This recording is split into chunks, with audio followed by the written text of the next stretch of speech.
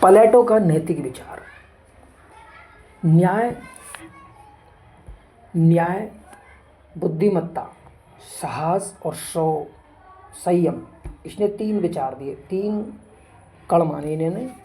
बुद्धिमान यानी विवेक, संयम इच्छा तृष्णा, और तीसरा है साहस, मूल आवश्यकता की पूर्ति है। बुद्धि क्या है? व्यक्ति न्यायशील हो सकता है बुद्धि से। संयम इच्छा मूल आवश्यकता की पूर्ति करता है, और साहस से रक्षा कर सकता है, नैतिक बन सकता है, और बुद्धि विवेक से उचित अनुचित का निर्णय ले सकता है। प्लेटो ने सुकरात का कथन ज्ञान ही सद्गुणता है उस स्वीकार किया और माना कि व्यक्ति विवेक इच्छा और साहस रखकर न्यायशील मनुष्य बन सकता है। तीनों गुणों को साम्यावस्था संतुलन की स्थिति में रखकर नैतिक व्यवहार कर सकता है, और इन्हीं गुणों के द्वारा समाज भी न्यायशील बन सकता है। प्लेटो के अनुसार बुद्धि, विवेक और भावना दोनों पक्ष संतुलित मात्रा में होना चाहिए, क्योंकि विवेक उचित मार्गदर्शन कर सकता है और भावना व्यक्ति संवेदनशील बन सकता है। मानसिक शक्ति से ही शुभ कार्य किया जा सकता है, और भावना व्यक्ति को बांधने का कार्य करती है।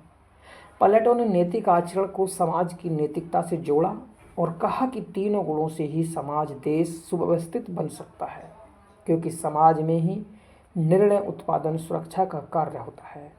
विवेक रखने वाला व्यक्ति सबसे अच्छा होता है, यह प्लेटो ने कहा। प्लेटो के अनुसार नैतिकता अवलिक न्याय का मूल आधार कार्य विशिष्टीकरण का सिद्धांत है, अर्थात व्यक्ति अपनी आत्मा में निहित गुणों के अनुरूप कर्तव्यों का निर्वहन कर तभी नैतिकता आ सकती है। प्लेटो ने संयम को नैतिकता से जोड़ा और कहा कि आत्मज्ञान के माध्यम से मनुष्य इंद्रियों पर नियंत्रण रख सकता है, अर्थात व्यक्ति अपनी वासना इच्छा पर नियंत्रण रखकर नैतिक मानदंड का पालन कर सकता है।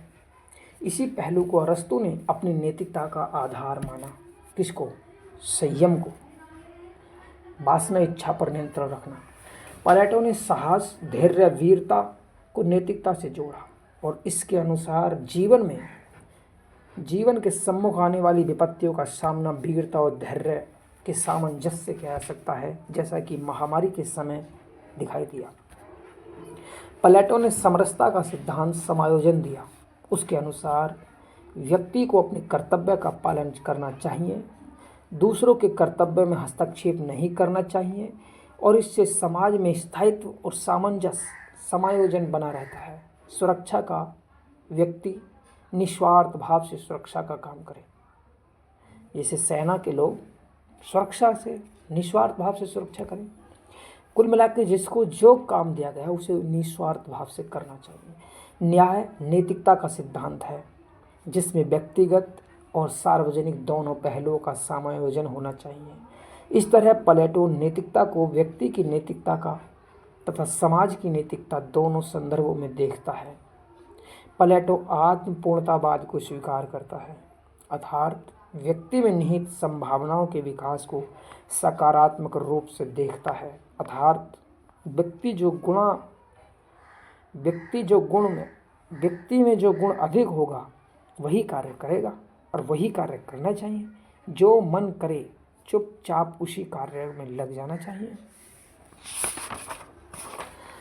इस तरह प्लेटो की नैतिकता सुकरात की नैतिकता विचार का विस्तार है।